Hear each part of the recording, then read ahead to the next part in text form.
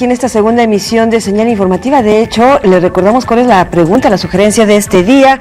Los observatorios ciudadanos, como el del agua y como el de movilidad y otros, desde su punto de vista, ¿de qué han servido? ¿Cuál ha sido su contribución? Y aquí en el foro de Señal Informativa, bueno, pues vamos a platicar precisamente con un coordinador de uno de estos observatorios, del Observatorio de Movilidad y Transporte, Alberto Galarza, a quien saludamos con mucho gusto. ¿Cómo estás, Alberto? Bienvenido. Muchas gracias por la invitación. Traes un tema polémico, interesante. Duro, muy fuerte, pero lo traes muy bien sustentado, todos los argumentos y además con una ruta crítica. Estamos hablando de tenencia verde.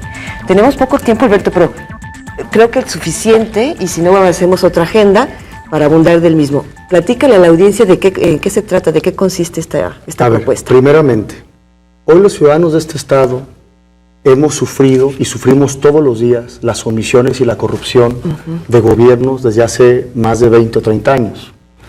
Hay dos importantes cosas que no se han hecho en el estado que han dado al traste con nuestra calidad del aire y hasta con el bienestar de podernos trasladar en nuestra ciudad, que cada vez es más compleja.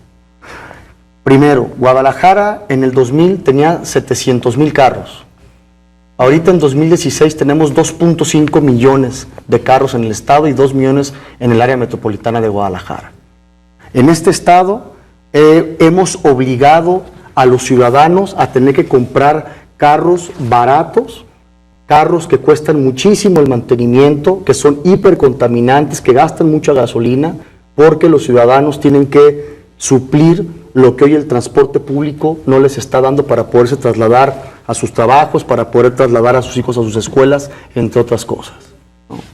Entonces, ¿qué está pasando con nuestra ciudad? Que tenemos que dar un cambio radical, ¿no? Aparte, el otro modelo de corrupción es que la ciudad la hemos dispersado. Los desarrolladores y gobiernos corruptos municipales han hecho que haya muchísimos asentamientos como en Tlajumulco, Santa Fe, Chula Vista, que no tienen nada de infraestructura, que no hay transporte masivo, que el transporte público se llaman mototaxis para llegar a un lugar donde te encuentres transporte medio que juega reglas con foráneo, medio que juega reglas como federal cuando le conviene, y necesitamos cambiar esto de fondo. Todas las recomendaciones llevan un espíritu.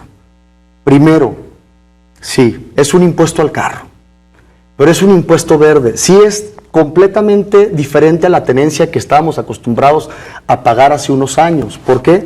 Porque la tenencia se iba al gasto corriente. El gobierno se lo podía gastar en sueldos o en cualquier ocurrencia. Este impuesto verde, que debe de ser muy bajo para las personas más desprotegidas que tuvieron que comprar un carro de malas condiciones para poder suplir el transporte público, nos puede dar un fondo de 5,000 millones de pesos al año. Este fondo se iría a un fideicomiso. Ojo, los gobiernos manejan fondos porque ellos los manejan, porque ellos pueden hacer uso de lo que a ellos se les ocurra. No, este es un fideicomiso que debe de ser mixto, de gobierno y ciudadanos. ¿Para qué? Para que esté hiperfiscalizado y sobre todo para que se piense a la ciudad en 10, en 20 años, no cada trienio o cada sexenio. No la ocurrencia de un gobernante, no que si se le ocurrió que está de moda el BRT o que está de moda el tren ligero o que está de moda cualquier cosa. No, necesitamos a técnicos serios que nos digan hacia dónde tenemos que ir en 10 años. Y le tenemos que devolver a la gente esa posibilidad.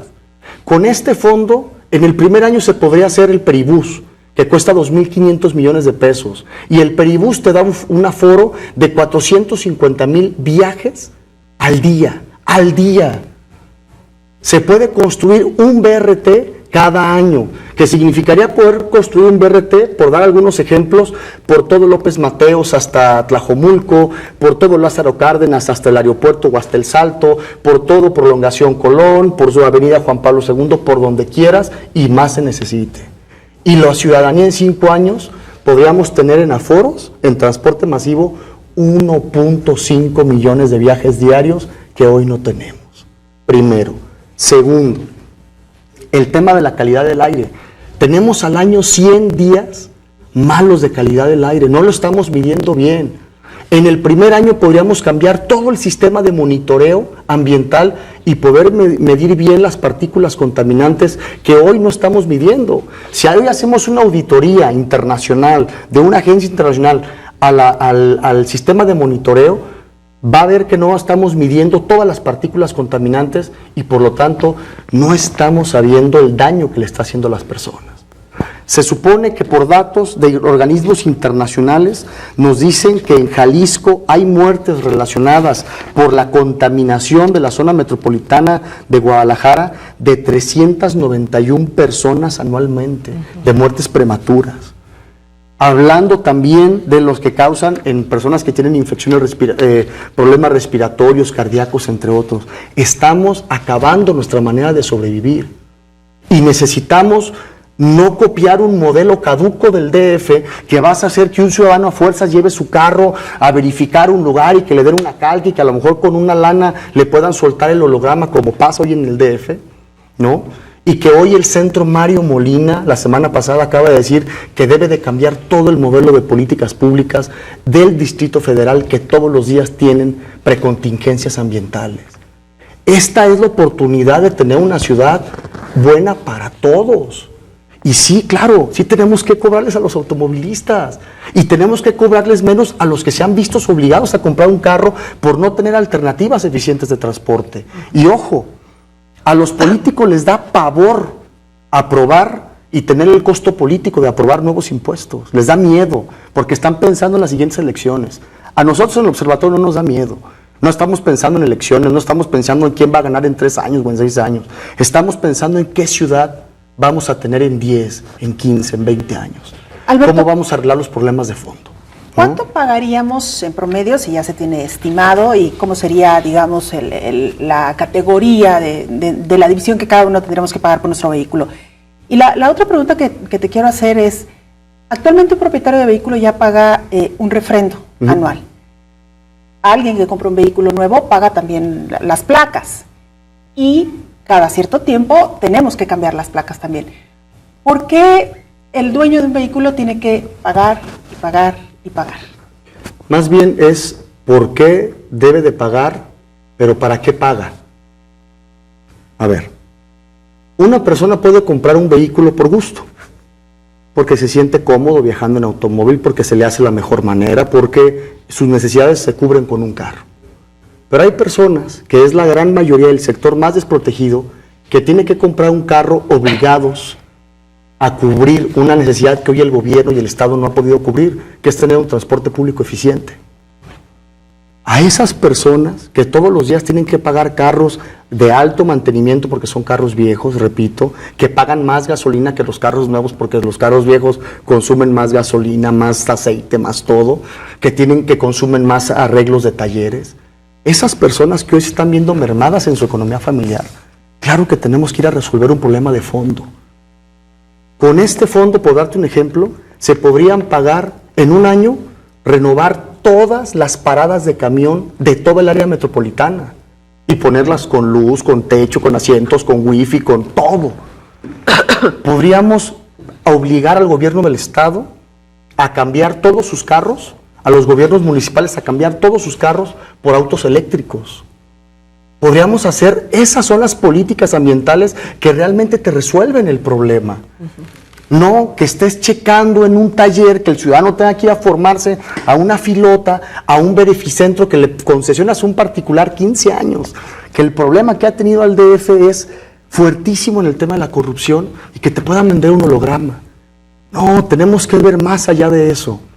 Sí, sabemos que es anticlimático, sabemos que es una propuesta antipopular para los que tienen un carro, pero por lo menos el dinero que se va de esta tenencia se va a un fideicomiso, no a un fondo que tienen que estar representados los ciudadanos de este estado, representado el gobierno, pero que la decisión las tienen que tomar técnicos de primer nivel de hacia dónde tenemos que elaborar infraestructura masiva y convergencia tecnológica para bajar los niveles contaminantes de la ciudad. Alberto Galarza, coordinador del Observatorio Ciudadano de Movilidad. Desafortunadamente el tiempo ya se nos agotó, pero habrá gente muy joven que a lo mejor en este instante está comprando su primer auto. Habrá que decirles que hay una historia que en 1968 se creó la tenencia vehicular, que fue para el 68 precisamente, después Calderón la acaba de quitar, Felipe Calderón, el presidente anterior, se llevó todos los aplausos, nos decían que nuestras finanzas iban a colapsar, porque miles y miles de millones de pesos ya no estarían entrando.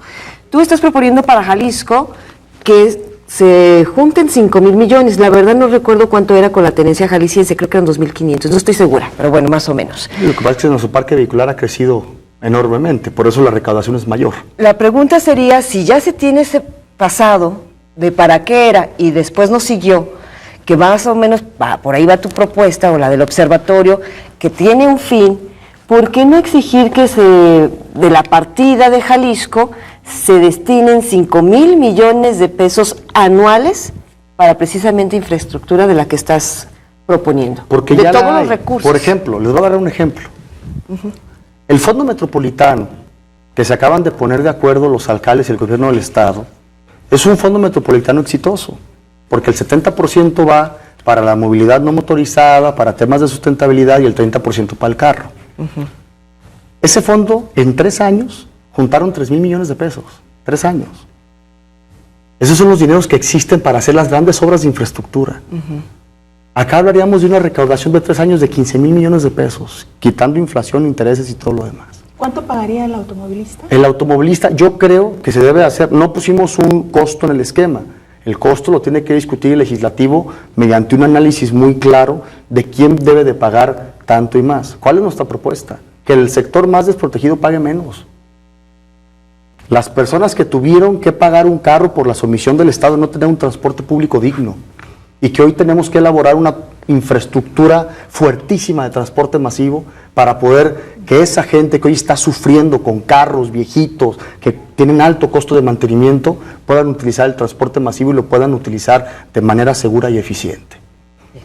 Entonces, sí, es un tema antipopular porque a nadie nos gustan los temas, los impuestos, pero también no es un impuesto que va al gobierno, no es un impuesto que va a los partidos. Es un impuesto que va a un fideicomiso que tienen que manejar técnicos, que tienen que estar ciudadanos y que tienen que estar hiperfiscalizado. Todos con su 3 de 3, vinculante, todos, las personas de toma de decisiones técnicas deben de estar hiperfiscalizados. ¿Por qué? Porque necesitamos pensar ya nuestra ciudad y nuestro país a largo plazo. Y hoy lo estamos pensando cada elección y ya no podemos seguir así. Alberto Galarza, pues mucha suerte en esta iniciativa, en esta propuesta. Los ciudadanos necesitamos volver a creer, volver a confiar, y si esta es una opción para cambiar nuestra ciudad, me parece que muchos estaríamos dispuestos a sumar y a cooperar. Aquí lo importante es que realmente haya un resultado y que se vea en las calles. Es la única manera de recuperar la confianza y de volver a sumarnos a hacer un esfuerzo por nuestra bellísima Guadalajara. Muchas gracias, Alberto. Gracias a ustedes. Nosotros hacemos una muy breve pausa, pero regresamos con mucho más. Esta es la segunda emisión de Señal Informativa.